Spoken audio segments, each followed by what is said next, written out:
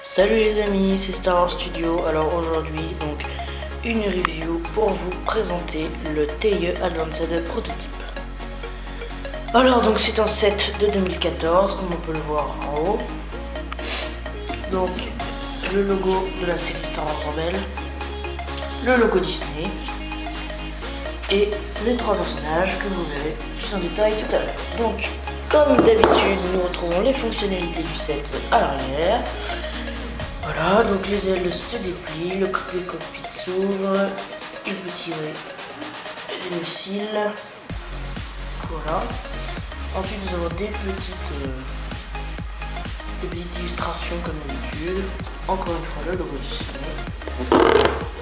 Et c'est tout pour la boîte. Maintenant, on se retrouve pour les personnages. Voilà, alors on se retrouve pour les personnages principaux. Donc là, on peut voir un commandant impérial. Donc ici on peut voir donc les deux barres, les deux rangées de barres, donc bleu et rouge, donc pour déterminer son grade. On peut voir donc les graphismes sont plutôt assez bien réussis. Le casque est plutôt, le chapeau on va dire plutôt assez bien détaillé. On voit les marques, les espèces de plis qu'on retrouve dans le film. Donc c'est plutôt bien. Ensuite, donc, nous avons un pilote impérial avec le logo de l'Empire de chaque côté du casque. Donc, les graphismes sont plutôt bien. Rien à dire spécialement, c'est un pilote quoi. Bon, plutôt joli. Ensuite, donc l'inquisiteur, donc il a donc un sabre laser double.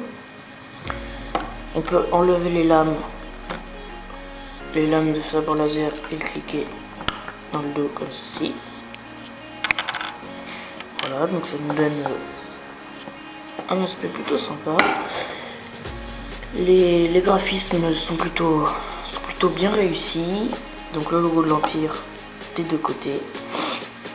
Le casque s'enlève et sa tête est plutôt assez expressive, on va dire.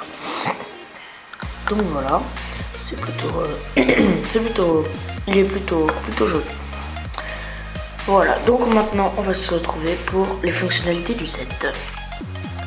Voilà, donc on se retrouve pour la troisième partie de la vidéo, la présentation et les fonctionnalités du set.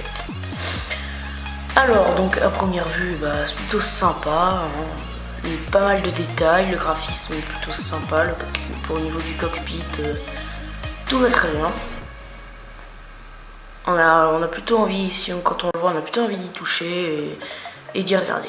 Bon, alors ce qu'on va faire, on va le regarder plus en détail. Voilà, donc on peut voir qu'il y a quand même pas mal de détails, même derrière et tout, sur les côtés. Il y a quelques pièces, il y a quand même pas mal de pièces imprimées sur ce set, notamment ici. Là, il y a une pièce imprimée. Ici, là. Et puis sur le côté, on trouve la même. Voilà. Donc le cockpit s'ouvre.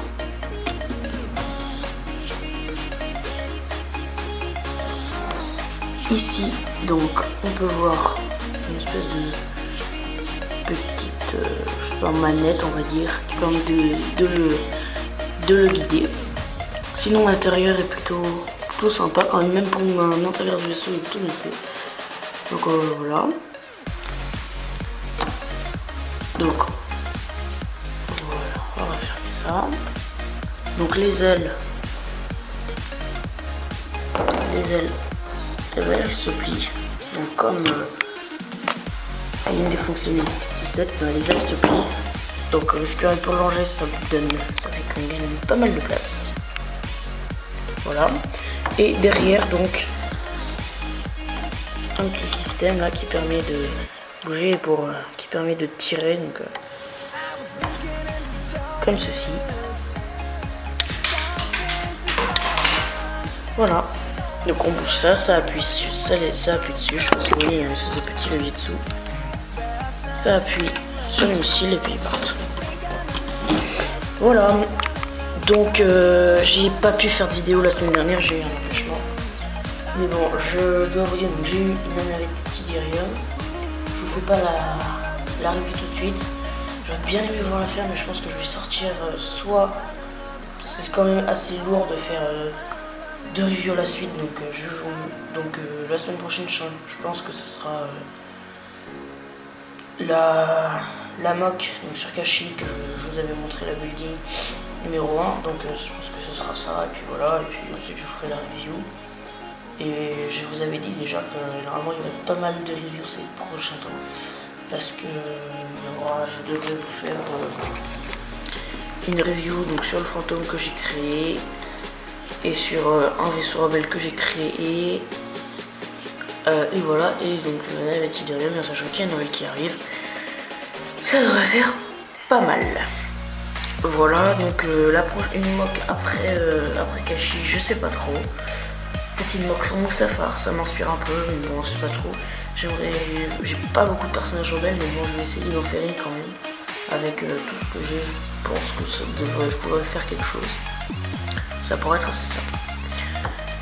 Bon bah voilà, donc la semaine prochaine, ce sera la sortie de la mock sur Kashyyyk. Et puis voilà. Salut les amis, et à la semaine prochaine pour la prochaine vidéo.